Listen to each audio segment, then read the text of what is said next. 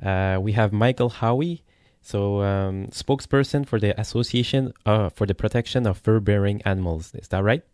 Correct. All right. So, Micheal, we saw in the news that decision of the RCMP to change fur hats into, I guess, regular hats was overturned by Environment Minister Leona Aglukkaq. Can you tell us a little bit about this story? Sure. The short version of this story is that the RCMP had decided to change their regular cold weather hat from muskrat fur to a wool toque. This is something we've been asking them to do for about 20 years. The trapping of muskrats is inherently inhumane, and we believe that alternatives were available, and that's what we were constantly asking the RCMP to look at. We received a letter over summer in which the RCMP told us they had been speaking with their own members as well as the public at large, and after doing field testing, found that this toque would be of a more preference to their own members than the muskrat fur hat for regular cold weather conditions. We were very happy with this decision. It was progressive, and it was based on field tests and the sentiments of their own members.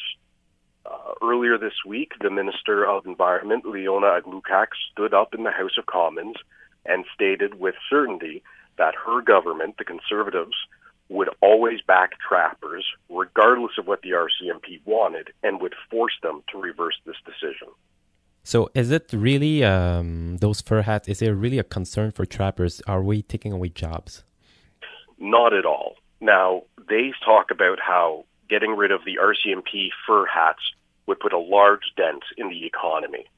But let's use their numbers to explore this. So the Fur Institute of Canada said between 200,000 and 250,000 muskrats are trapped by trappers every year. Each one of those pelts is worth about $10 on the open market. And they said that there are 70,000 trappers across the country all trap muskrat and depend on that income. But when you do the math, 250,000 muskrat times $10 divided by 70,000 trappers, you get $35 per trapper per year. If $35 is make or break, it's time for them to look for a different profession. What is the real reason behind, if it's not an economical reason, what's the motive of the Minister of Environment?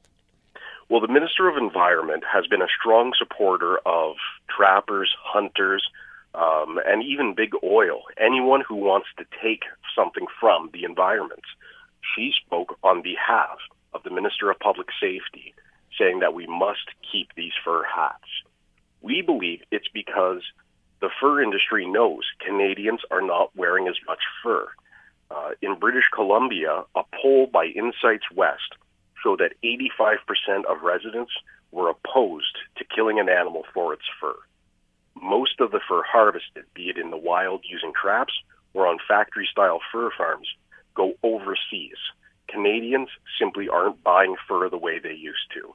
We see this as a desperate attempt to pander to the vote of the trappers and hunters and those who side with them, as well as trying to continue an industry that is currently in a steep decline. So if it's, I guess we can assume it's for political reason. If most Canadians are against trapping, how could it be a good political move for them if most Canadians are not in favor of that practice?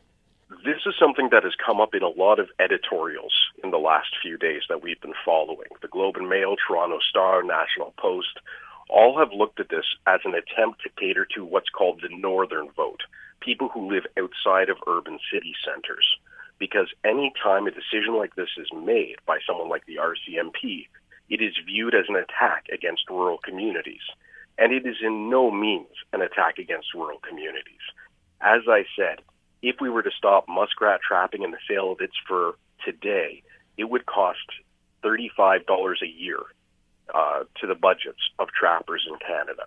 This is not a major economic problem. This is simply trying to polarize public opinion to keep the Conservative government in power. The Minister of Environment wasn't the only one who stand and spoke up against the decision. Other MPs also spoke against the decision. Can you tell us a little bit about them? Yes, it was Robert Sopluk, who is a member of parliament from northern Manitoba, who originally stood up and asked the question.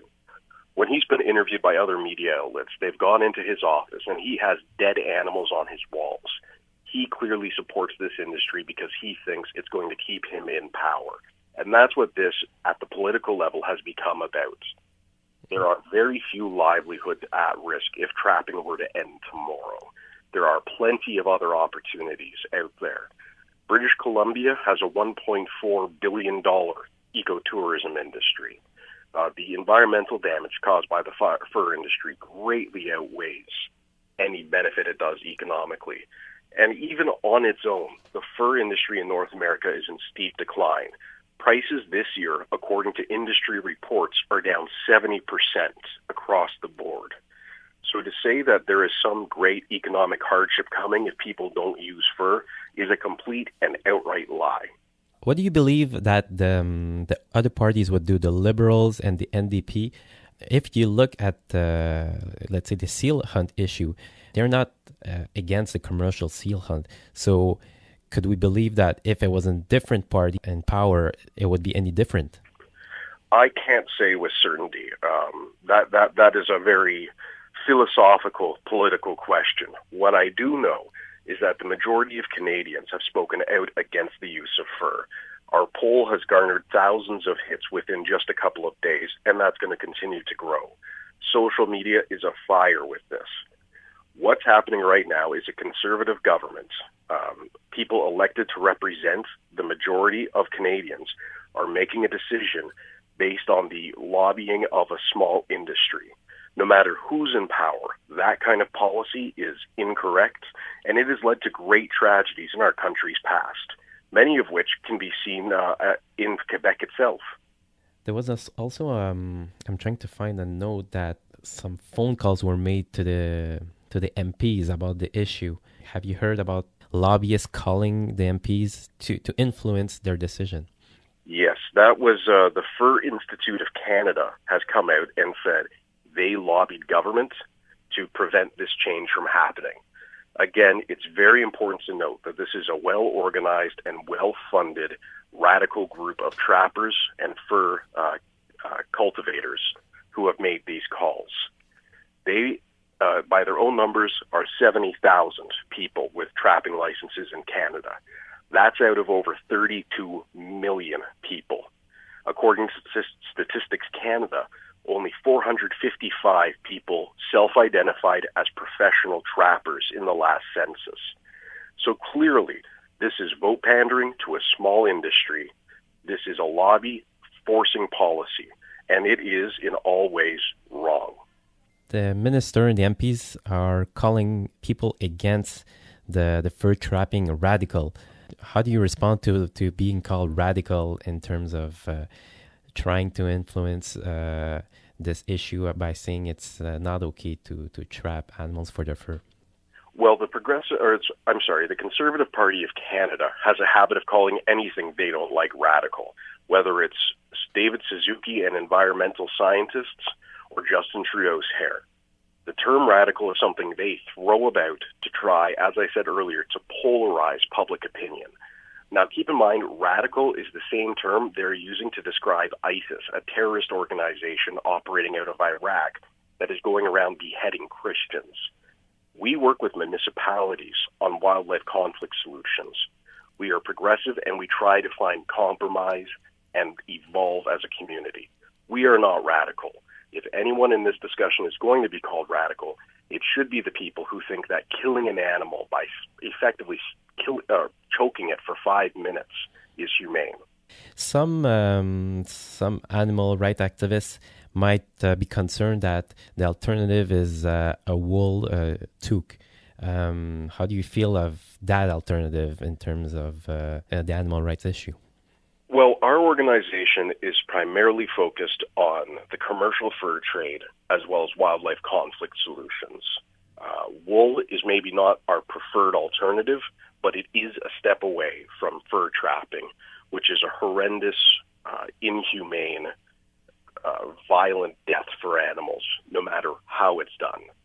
So while it may not be the best solution in our eyes, it certainly is a step away from the bad solution. So that'll be it. Michael, do you have any final thoughts about the issue?